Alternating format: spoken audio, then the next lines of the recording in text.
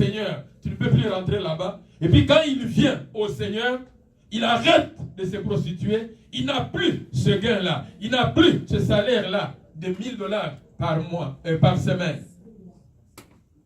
Il va regretter. Ça va lui faire mal. Mais c'est le début de la transformation. Quelqu'un peut dire la transformation. Ça va lui faire mal. Il va manquer. C'est pour un temps.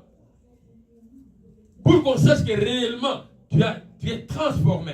Pour qu'on sache que réellement, tu as changé de camp. Il y a des tests. Quelqu'un peut dire les tests.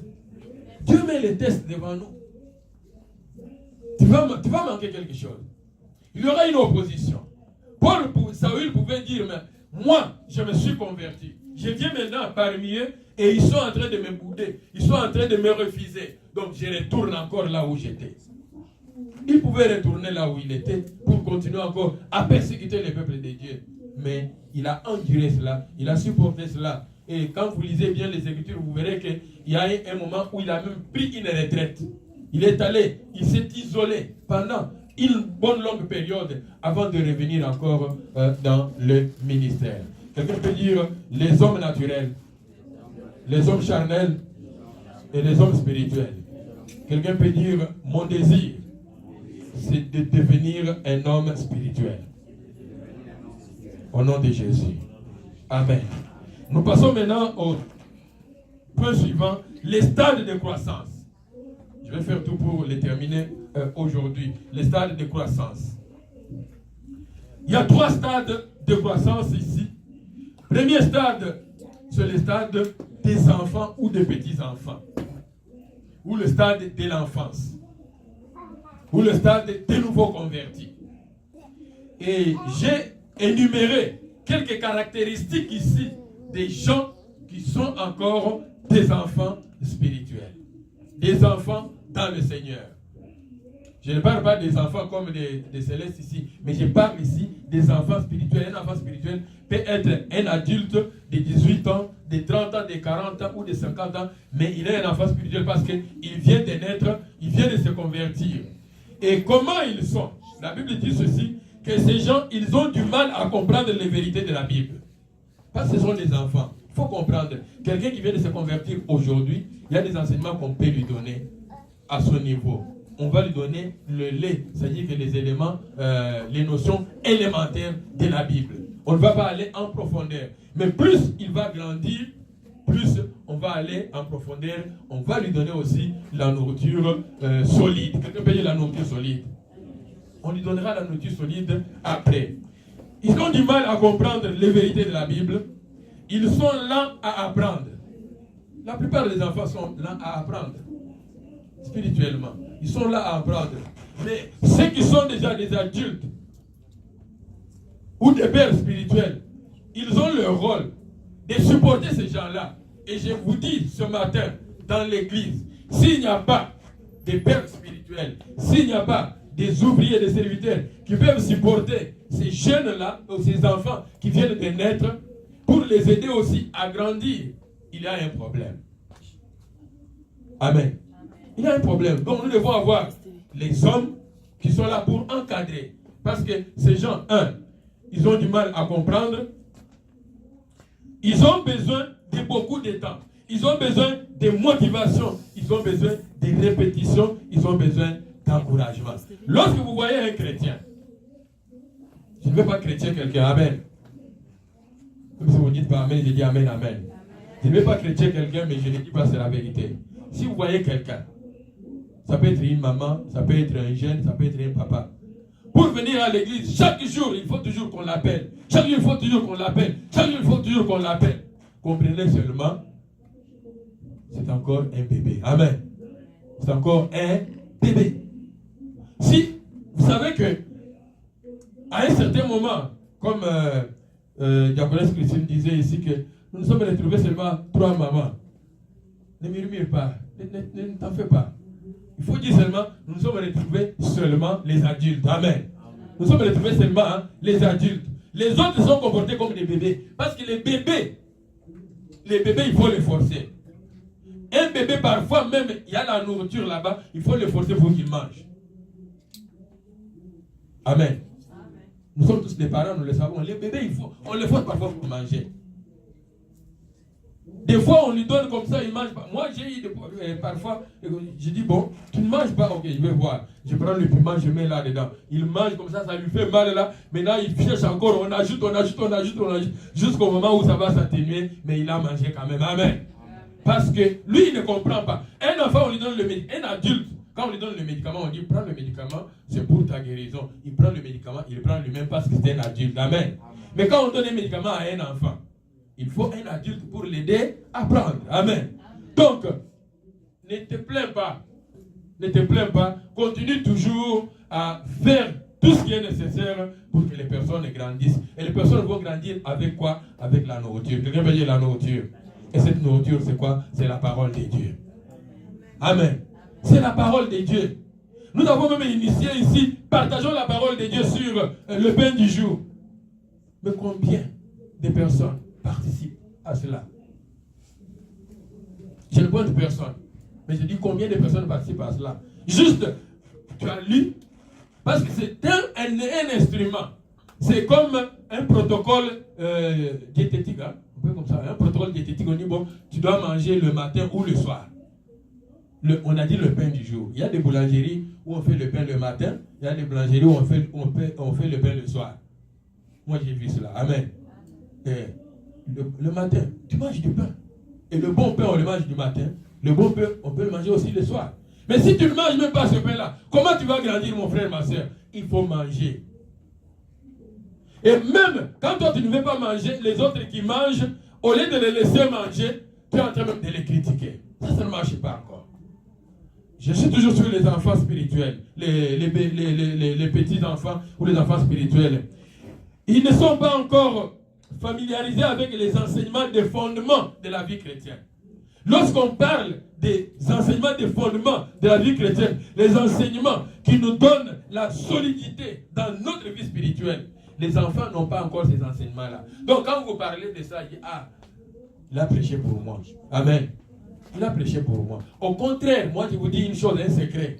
Si un jour tu arrives et quand on est en train de prêcher, tu sens qu'on est en train de te viser, dis merci Seigneur. Parce que tu m'as parlé. Amen.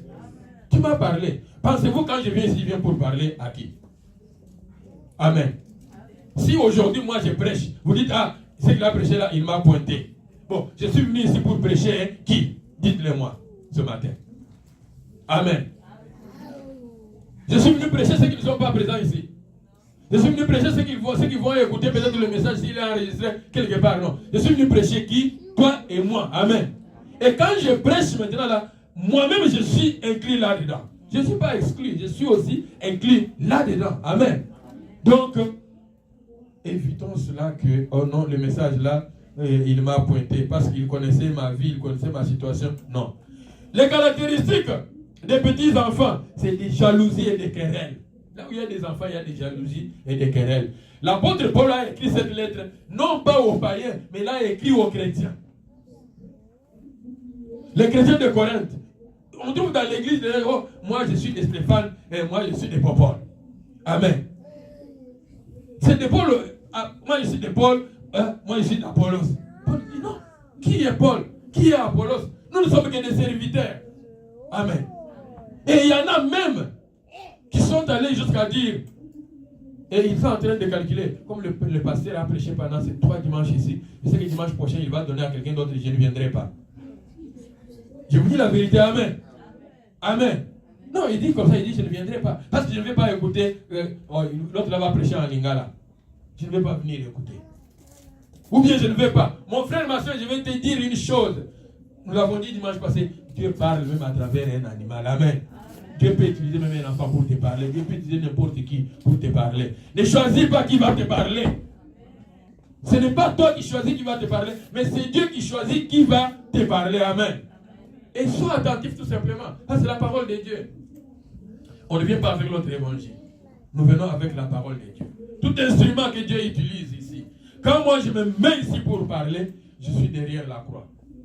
Et c'est Jésus que nous devons voir. Jésus que nous devons regarder. Si tu regardes ma cravate, tu as perdu ton temps. Amen.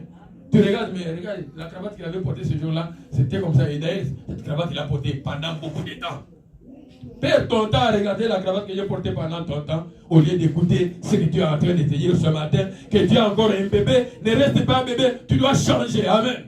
Et ça, c'est ce qui est important pour toi. Tu dois changer. Les enfants spirituels, Jésus a dit qu'ils se comportent comme les gens du monde. Ce sont les personnes qui posent toujours des questions. Et les questions là, ce sont les questions pièges.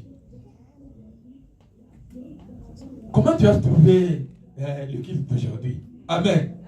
Ce sont les questions comme ça. Comment tu as trouvé le culte d'aujourd'hui? Mais comment tu as trouvé le groupe de louanges aujourd'hui? Je ne sentais pas. Quelqu'un peut dire je ne sentais pas. C'est toi qui ne sentais pas, mais Dieu était toujours là. Amen.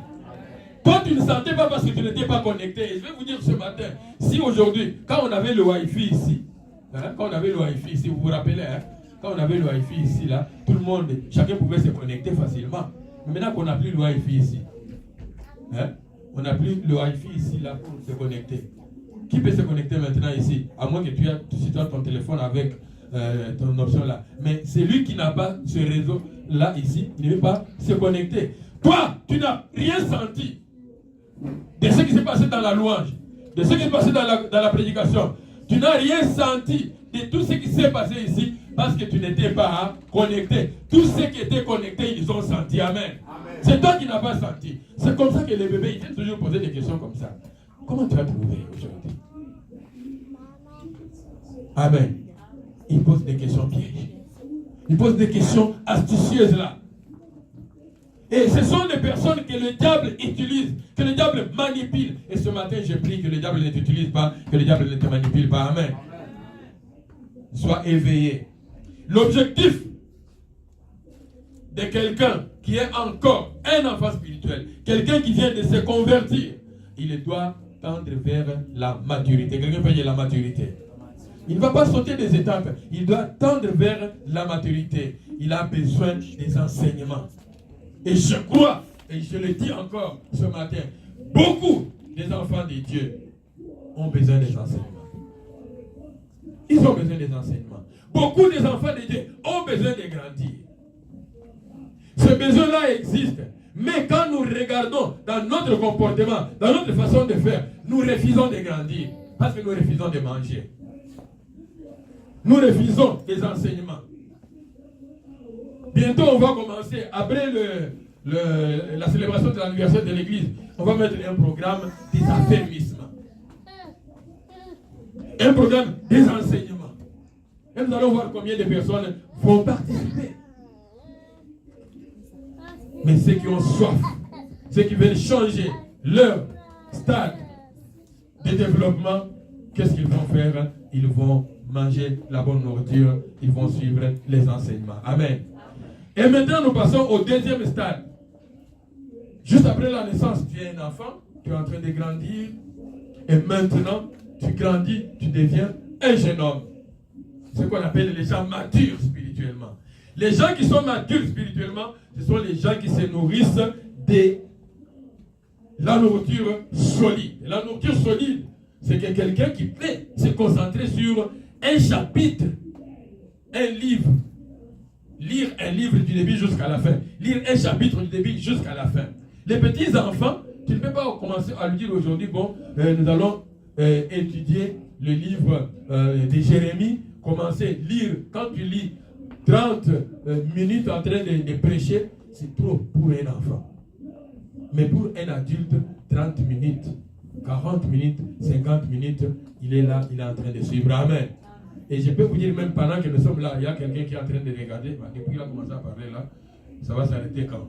Tu commences maintenant à regarder, tu commences à compter déjà les minutes. Si tu es en train, si ton esprit maintenant est en train de compter les minutes, c'est normal, peut-être que tu es encore un bébé, tu es encore un enfant. Mais si tu es déjà un adulte, tu vas manger la nourriture qui est solide. Amen. Mange la nourriture solide, qui va te faire un peu mal. Mange maintenant l'os. Ne reste pas seulement au lait. Mange maintenant l'os. Ils se nourrissent de la nourriture solide. Et ils le font individuellement et collectivement. Les jeunes gens ou les gens matures, ils savent discerner le bien et le mal. Les jeunes gens ou les personnes matures, ce sont les personnes qui ont vaincu le diable. Parce qu'ils savent quels sont les ruses. Le diable, quand il vient, il va utiliser beaucoup plus les bébés spirituels pour mettre le désordre dans l'église ou dans le corps du Christ. Parce qu'ils savent qu'un bébé, il peut même venir ici, il peut renverser quelque chose, ça n'importe pas. C'est un bébé, on va comprendre qu'il est un bébé. Mais un adulte, il va discerner que ça c'est bon, ça ce n'est pas bon. Ça c'est bien, ça ce n'est pas bien. Il a un discernement. Et ce matin, je prie, mon frère, ma soeur, que tu sois un homme qui a un discernement aiguisé. Quelqu'un peut dire le discernement. Et un discernement aiguisé. Les hommes, que nous appelons aussi les jeunes gens, ils sont responsables de leur propre croissance. Ils sont responsables de leur propre croissance. Ce ne sont pas les gens qu'on doit toujours pousser. En lingala, on dit les matinda. C'est-à-dire, on les pousse pour qu'ils puissent marcher. C'est comme une voiture là chez nous. Peut-être ici, vous ne connaissez pas ça. Mais ici, c'est un autre système. On fait le boostage quand même. Les gens qui ont besoin toujours qu'on les booste. Hein? On fait le boostage. Mais chez nous, là, il fallait... Les gens sont derrière. Ils sont en train de titika. Et puis, on pousse. Et puis, toi, hey! Après, tu démarres. Il faut toujours pousser. Non, mon frère, ma soeur, on t'a poussé longtemps. Mais aujourd'hui, c'est toi qui dois pousser les autres. Amen. Aujourd'hui, c'est toi qui dois pousser les autres. Tu es responsable de ta propre vie. Tu es responsable de ta propre situation. Regardez même nos enfants ici pendant qu'ils sont en train de grandir. Tel que Céleste est là, aujourd'hui, là, si elle a vraiment faim, il ne va pas vraiment attendre que maman lui donne à manger. Il va aller au frigo, il ouvre le frigo, il voit les choses là-bas, il prend. Il va aller quelque part dans un casier, il voit qu'il y a des chips là-bas, il prend. Et s'il n'y en a pas, il vient, il demande, maman, il n'y a pas du lait, maman, il n'y a pas de chips, il n'y a pas ceci, comme ça. Ça veut dire qu'il commence à prendre ses responsabilités parce qu'il sait que la nourriture est importante. Amen. Mais le bébé, comme bébé Bénita là-bas, qu'est-ce qu'il va faire? S'il n'a rien à manger, il va seulement pleurer tout simplement. Il va pleurer. Et puis à un certain moment, quand il a fini de pleurer, il va s'endormir. Mais il faut un adulte. Je veux dire un adulte. Et cet adulte-là, c'est toi, c'est moi. Il y a des bébés spirituels, beaucoup. Tu dois le faire. Et pour terminer, nous avons les maîtres, les ouvriers ou les pères. Quelqu'un peut dire les pères? Les pères. Je ne sais pas si tu es toujours un bébé et un enfant spirituel. Je ne sais pas si tu es déjà maintenant un jeune. Mais maintenant, tu dois quitter pour devenir un père. Un père, c'est lui qui porte des fruits. Amen. Un père porte des fruits.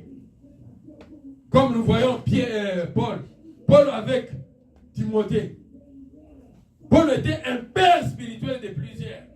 Et il dit à Timothée de garder ce principe-là de père spirituel, de parrainage, de mentor. Il dit, ce que tu as reçu de moi, enseigne-le aux personnes qui peuvent aussi le transmettre aux autres. Nous devons produire. Quelqu'un peut y produire. Nous devons produire. Porter les fruits. C'est là que Dieu veut maintenant que tu sois mon frère, ma soeur. Tu es resté longtemps. Et peut-être probablement tu n'es plus un enfant.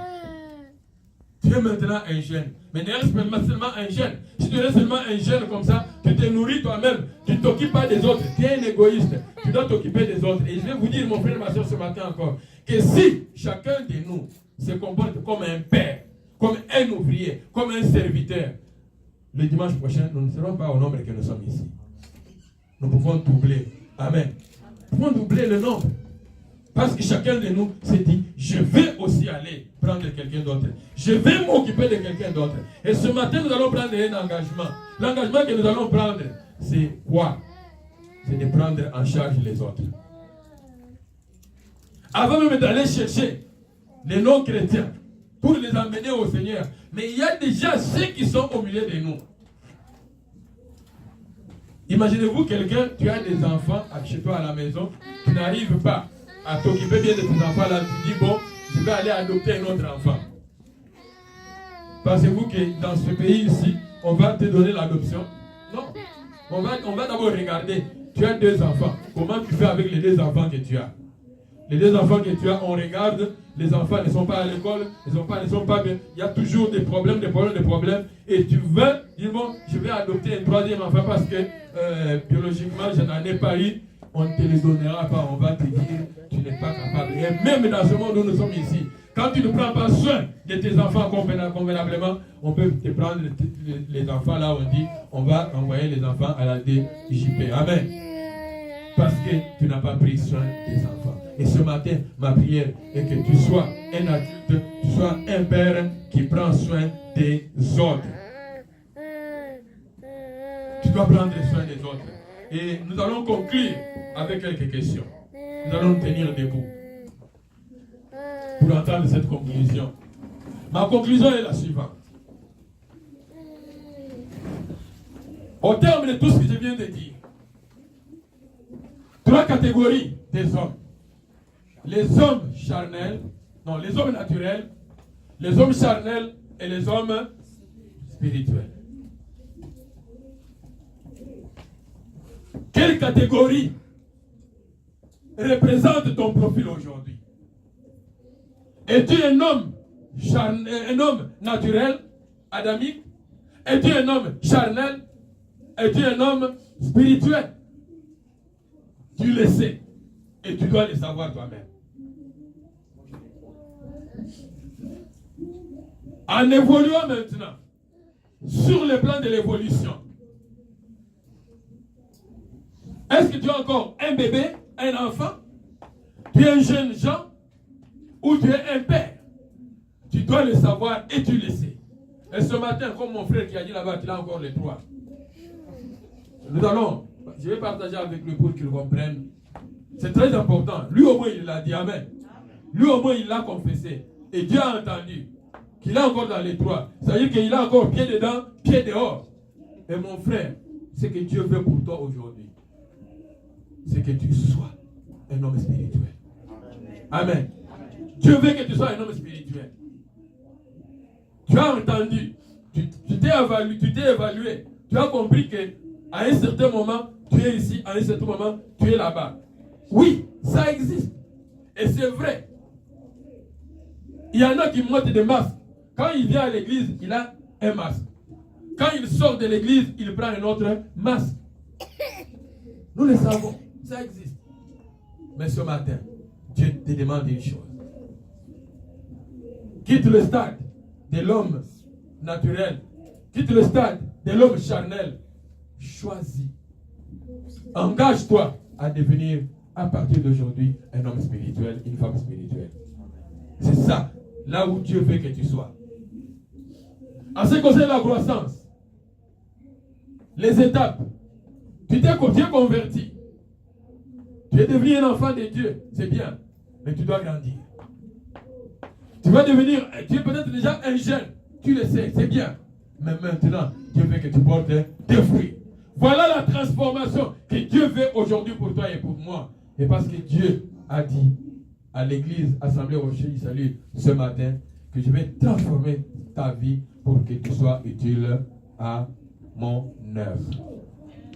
Et être utile à l'œuvre de Dieu, c'est participer financièrement, c'est participer par la présence, c'est participer en gagnant les âmes, en les amenant au Seigneur. C'est participer aussi à enseigner, c'est participer aussi à accomplir une fonction. Quelle est ta fonction dans l'église aujourd'hui? Qu'est-ce que tu fais dans l'église aujourd'hui? Comment es-tu utile au corps du Christ? Une vie transformée pour porter le nom de Christ.